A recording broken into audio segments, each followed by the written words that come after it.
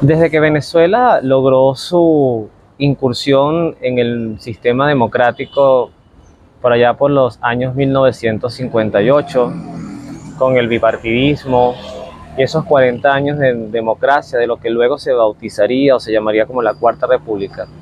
A partir de 1998 y especialmente 1999, Venezuela ha tenido transformaciones importantes.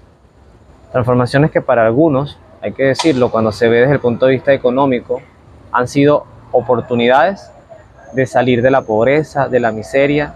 También hay que decirlo, de robar, de saltarse procesos naturales de esfuerzo. Y para otros, pues fue el cáncer que destruyó su prosperidad, su paz, su estabilidad.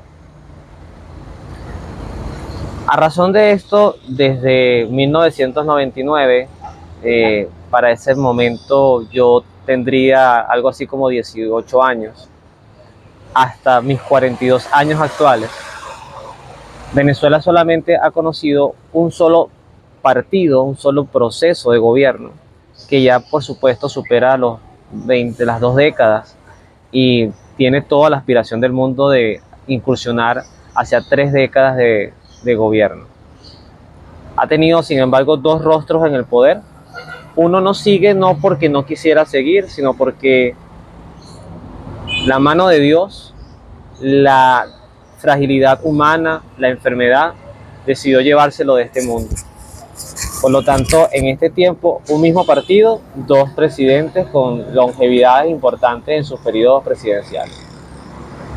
Cada vez que ha venido un proceso presidencial, he visto también como en mi familia, en mis amigos, en mis cercanos, entra por un lado, el triunfalismo, una esperanza a veces forzada de que las cosas van a cambiar, de que van a mejorar, y nos aferramos a esa esperanza forzada, del cual también nos advertía o nos advierte, hay testimonios del profeta Jeremías, cuando aquel falso profeta, si no me equivoco, llamado Ananías, empezó a darle una esperanza al pueblo de Israel que no era cierta, no venía de Dios, y eso también repercutió trajo como consecuencia pues heridas, porque no hay nada más terrible que cuando tú construyes tu esperanza sobre una torre de naipes y la fragilidad de la realidad de la vida pues te la destruye.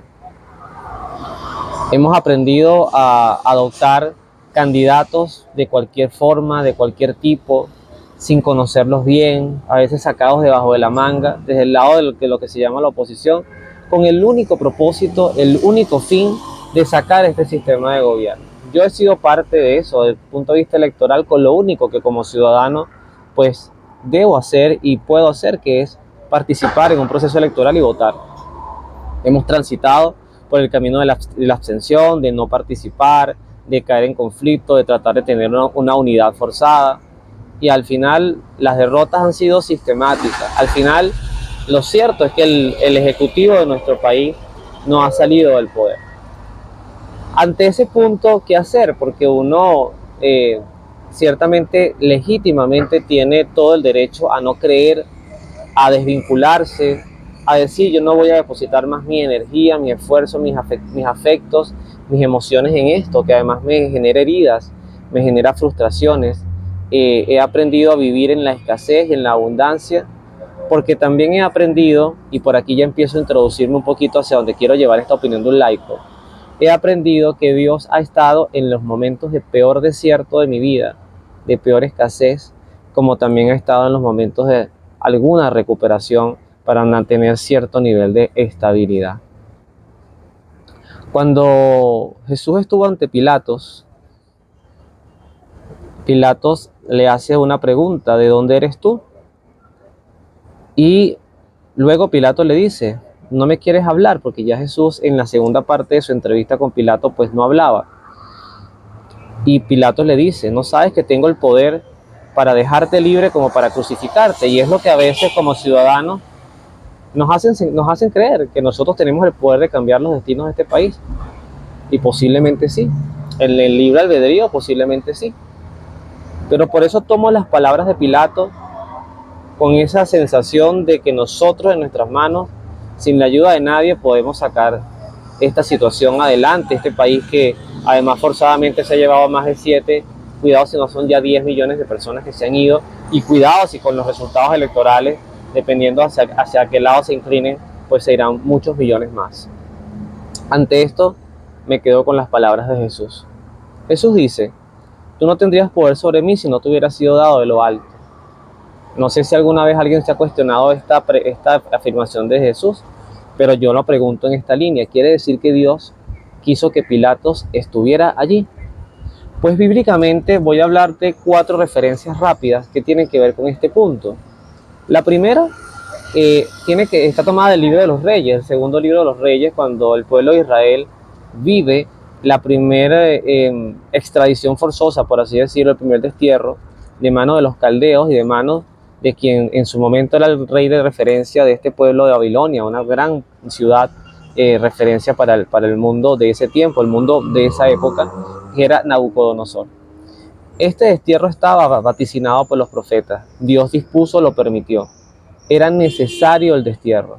El pueblo de Israel se había alejado muchísimo de él, había depositado sus confianzas en cualquier cosa menos en el Señor. Y Dios les permitió pasar por ese duro crisol de perderlo todo, hasta tu propia tierra. Lo único que les quedó al pueblo de Israel fue precisamente su fe en Dios. Era lo único que seguía ahí vigente. Antes de este destierro del pueblo de Judá, que era la región del sur, ya el norte había vivido un destierro aún más agresivo, prácticamente un exterminio con los asirios, que era un pueblo aguerrido. De ahí venía, por ejemplo, este miedo del profeta Jonás de ir justamente a esta región a donde Dios le había invitado a ir, a Nínive, para profetizar. Él no quería ir allí porque precisamente este era un pueblo donde mataban sin piedad, era un pueblo verdaderamente agresivo, sobre todo sus líderes.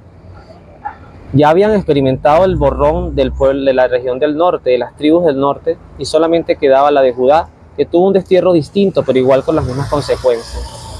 Posteriormente, en los tiempos de Esdras, del profeta Esdras, pues viene otro hecho también guiado, así lo dice la palabra por Dios.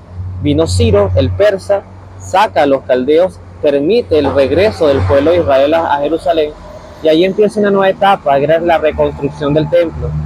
Pero sin embargo, los corazones de muchos seguían endurecidos, fácilmente se desviaban del camino del Señor. Luego en los Macabeos, en el primer libro de los Macabeos, veremos la figura de Alejandro Magno, de los macedonios, y Antíoco, también un conquistador súper agresivo, que dio persecución a los israelitas a sangre, espada y muerte. Y finalmente, inclusive, aunque con los Macabeos hubo un intento de alianza con los romanos, serán los romanos también los que gobiernan por un largo tiempo. De hecho, como imperio fueron casi 1000 años gobernando el mundo, siendo uno de los ejércitos más temidos del planeta, y que sin duda también generó mucho dolor al pueblo de Israel. ¿Qué les quiero decir con eso? Que Jesús, que Dios, el Padre, el Hijo y el Espíritu Santo, creo que para este domingo lo que nos está invitando primero es a votar por Él, a tener la confianza en Dios, en saber que tenemos que participar y que tenemos que tener nuestros pensamientos, nuestros criterios, nuestra manera de proyectar el futuro de nuestra nación, pero que nuestros afectos, nuestras frustraciones no pueden estar dentro del fatalismo ni la desesperanza. Sea cual sea el proceso electoral, el resultado del proceso electoral de este domingo, que seguramente lo sabremos el lunes, en la madrugada, como es de costumbre, Dios va a seguir reinando allá arriba, mis queridos hermanos. Dios va a seguir siendo el mismo, como dice el libro del Apocalipsis, ayer, hoy y siempre. Dios es el alfa y el omega. Yo creo que mientras este pueblo mantenga todavía sus espacios a María, como lo he visto en sectores militares que se lo aplaudo, la presencia de la Virgen del Carmen bendecida, mientras Dios todavía tenga espacio en nuestras iglesias, una iglesia que no sea perseguida, mientras se nos permita todavía hacer fe y vida, algo que podemos perder, porque siempre podemos estar peor. No olviden eso, hermanos, siempre podemos estar peor.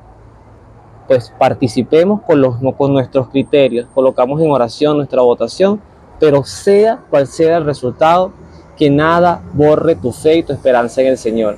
Recuerda que el Señor todo lo creó y que el Señor es el Rey de la historia, y que mientras nuestras manos estén en Él, nuestros caminos estarán seguros.